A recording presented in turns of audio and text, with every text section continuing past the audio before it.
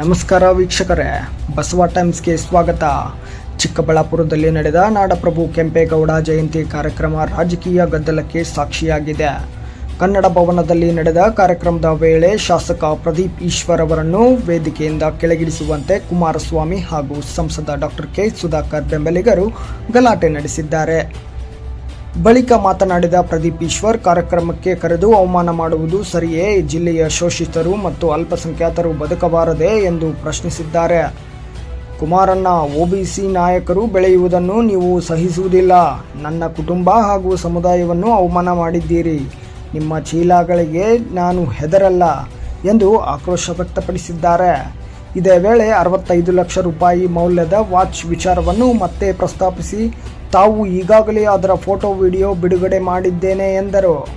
ತಮ್ಮ CA site ಬಗ್ಗೆ ಎಲ್ಲ ದಾಖಲೆ ನೀಡಲು ಸಿದ್ಧ ಎಂದು ಹೇಳಿದ ಅವರು, ಕುಮಾರಸ್ವಾಮಿ 32 ಎಕರೆ ಜಮೀನು ಹೇಗೆ ಖರೀದಿಸಿದರು ಎಂಬುದನ್ನು ಜನರ ಮುಂದೆ ಸ್ಪಷ್ಟಪಡಿಸಬೇಕು ಎಂದು ಕುಮಾರಸ್ವಾಮಿಯವರಿಗೆ ಸವಾಲ್ ಹಾಕಿದ್ದಾರೆ. ಜೊತೆಗೆ ಅವರ ಮನೆ ಮುಂದೆ ವಾಚ್ಮ್ಯಾನ್ ಕೆಲಸಕ್ಕೂ ನಾನು ಸಿದ್ಧನಾಗಿದ್ದೇನೆ ಎಂದು ಟಾಂಗ್ ಕೊಟ್ಟಿದ್ದಾರೆ.